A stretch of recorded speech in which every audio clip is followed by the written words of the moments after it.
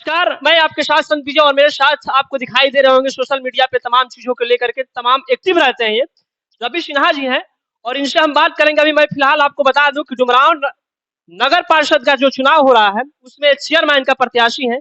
तमाम तरह के इनको देखते हैं कि फेसबुक और इंस्टाग्राम और व्हाट्सएप पे बहुत एक्टिव रहते हैं और काफ़ी हर चीज़ सामाजिक कार्य में करते रहते हैं। इनको हम देखकर ही आए हैं और देखते हैं कि इनका चुनावी मुद्दा क्या है, ये क्या लेकर के आए हैं और इससे जनता को क्या डुमरांव डुमरांव के लिए क्या दे रहे हैं। तमाम मुद्दों पे हम बात करेंगे इनसे। तो बने रहे मेरे साथ, मैं आपके साथ संत विजय और मेरे साथ कैमरे पे नाम नहीं रखेंगे वो भी बड़ी एक्टिव है और एक सोशल एक्टिविस्ट है। तो आइए सर बात करते हैं। सर पहले तो आपका स्वागत है और इस व्यस्तता में आपने हमको टाइम दिया, इसके लिए बहुत बहुत धन्यवाद। बहुत-बहुत धन्यवाद। जनमत चैनल का धन्यवाद करते हैं और साथ में आपका भी धन्यवाद करते हैं, जो हमें इस चैनल पे आपने मौका दिया और जो भी हमारे दर्शकगण हैं, उनका भी शुक्रिया और आभार व्यक्त करते हैं कि आप हमें सुनने के लिए आप हमें बैठे हैं। बताएँ।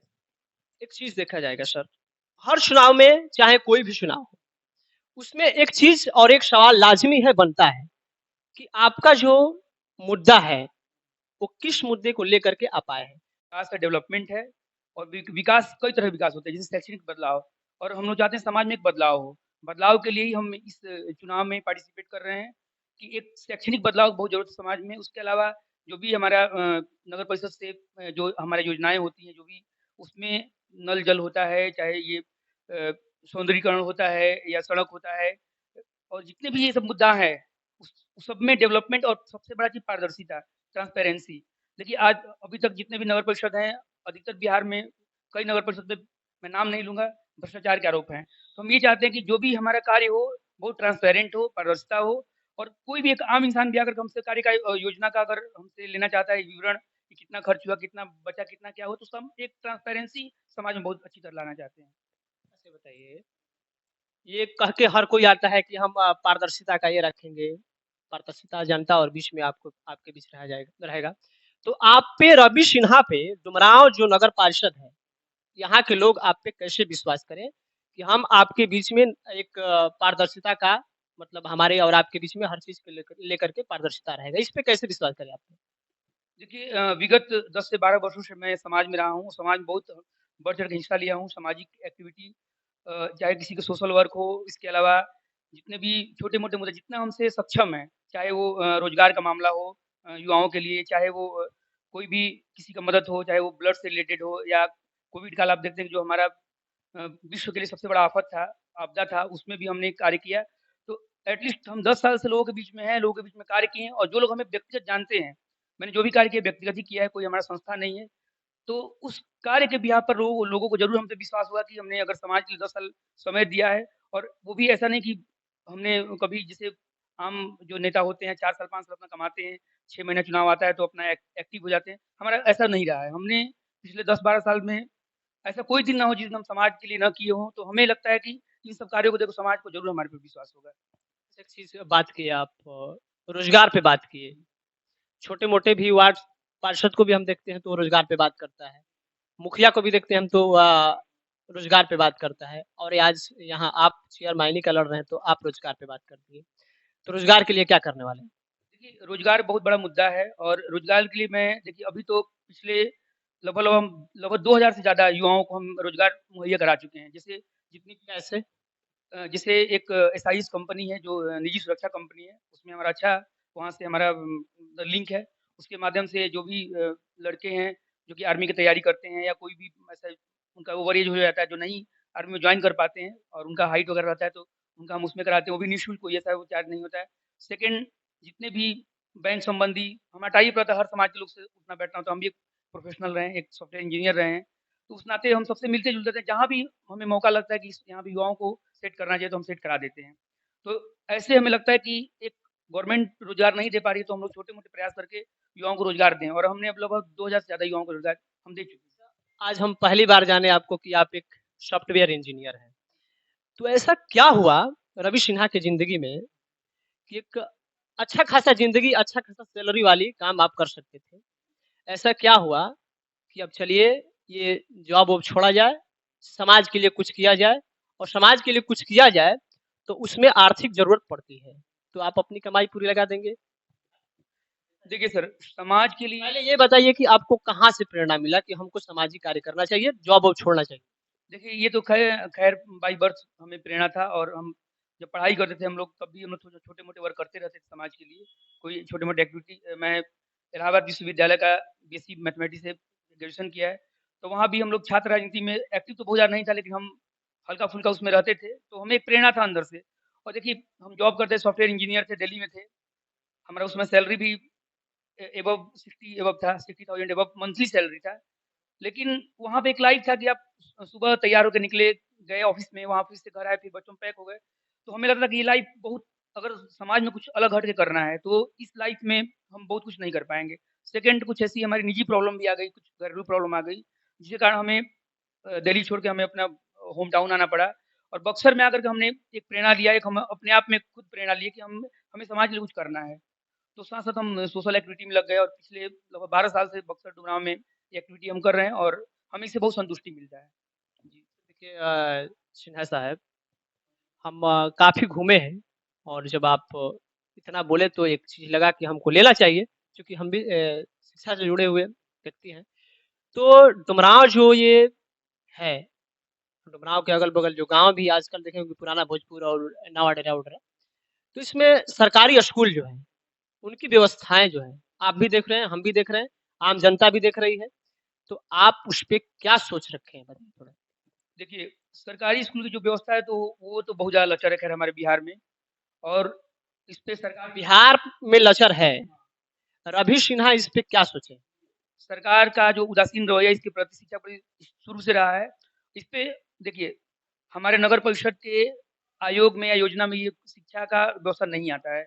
लेकिन व्यक्तिगत तौर पे हम ये सोचे हैं कि अगर ये पद मिलता है, हम चेयरमैन के लिए जीतते हैं, तो जितने भी स्कूल हैं, जो भी हमारे इस क्षेत्र में, चाहे भोजपुर हो गया, पुराना भोजपुर, नया भोजपुर, डुमरांव या आस-पास के जो भी गाँव एरिया है, ये अपना एक निजी टीम हमारा रहेगा और हम इससे जो भी हमारे यहाँ जिला अधिकारी है, एसडीएम से परमिशन लेंगे बाकायदे और एक हम उनसे एक सर्टिफ़िकेट लेंगे कि हम स्कूल को सुधारने के लिए हमारा एक एक टीम वर्क हम लोग करेंगे। और हर स्कूल में हम जाएँगे वहाँ पे बच्चों से मिल करके, बच्चों से क्या पढ़ाई हो रहा है या वहाँ पे टीचर्स कैसे टाइम पे आ रहे हैं, नहीं आ रहे हैं। या टीचर्स का एफिशिएंसी क्या है, क्षमता क्या है या वो सक्षम है या नहीं है। इन सब चीज़ पे हमारा शुरू से ही रहा है और हमारा एक सपना भी था कि डुमरांव को एक एजुकेशन हब बनाने का। मैंने जब हम विधानसभा चुनाव विगत थे तब भी हमारा ये था कि डुमरांव में बहुत अच्छे टीचर्स हैं, शिक्षक हैं और यहाँ पे बहुत अच्छी कोचिंगें सपना रोड में चलती है। तो कुछ शिक्षकों से मीटिंग करके और एक ऐसा हम लोग कोचिंग स्टार्ट करने का हमारा मूड है, जहाँ पे जो भी व्यक्ति गरीब है, जिनके जो सक्षम नहीं है कि अपने बच्चों को 1 लाख, 1.5 लाख दे करके आकाश इंस्टीट्यूट में या कोटा में या पटना में कहीं बाहर भेज करके पढ़ा सके, गरीब व्यक्ति है। उसके लिए हम लोग लोकल लेवल पे ही हम व्यवस्था करेंगे और हमारे कुछ शिक्षक हैं, जो हमारे कॉन्टैक्ट में इस चीज़ के लिए। तो अगर हमें मौका मिलता है, क्योंकि देखिए इस हर चीज़ में आजकल अर्थ की ज़रूरत पड़ती है और अर्थ बहुत बड़ा एक मायने रखता है। अभी हम जितने सक्षम हैं, उस सक्षम में अगर हम ₹10 कमाते हैं, तो ज़रूर उसमें से ₹3 हम समाज में खर्च करते हैं। लेकिन अगर हमें एक पद मिल जाता है, एक एक हमें ओहदा मिल जाता है, तो ज़रूर है कि इस चीज़ को हम और ज़्यादा इम्प्रूव करेंगे और इसके साथ हमें लगता है कि सबसे ज़्यादा बदलाव समाज में शैक्षिक बदलाव है। अगर शैक्षिक बदलाव होता है, तो समाज में और किसी बदलाव की ज़रूरत ही नहीं पड़ेगा क्योंकि अगर एक शिक्षित व्यक्ति है, तो उसको पता है कि हमें कैसे कार्य करना है, कैसे वर्क करना है, कैसे कमाना है, उसको बताने की ज़रूरत ही नहीं है। सबसे ज़्यादा इम्पोर्टेंट शिक्षा है हमारे समाज में। एक चीज़ और लेना चाहेंगे? हमको लगा कि ये लेना चाहिए उस चीज़ को। 1-2 सवाल और लेंगे। सोशल मीडिया पे आपको देखा जाता है कि आप काफ़ी ब्लड को लेकर के आपको खोला यदि फेसबुक पे, तो उसपे मेडिकल से ज़्यादा आप रिलेटेड कुछ डालते रहते हैं। किसी को ओ पॉज़िटिव, ए पॉज़िटिव फलाना-ठिकाना जो भी ब्लड का ये हो। तो उसमें जो होता है, उससे आपको क्या फ़ायदा होता है?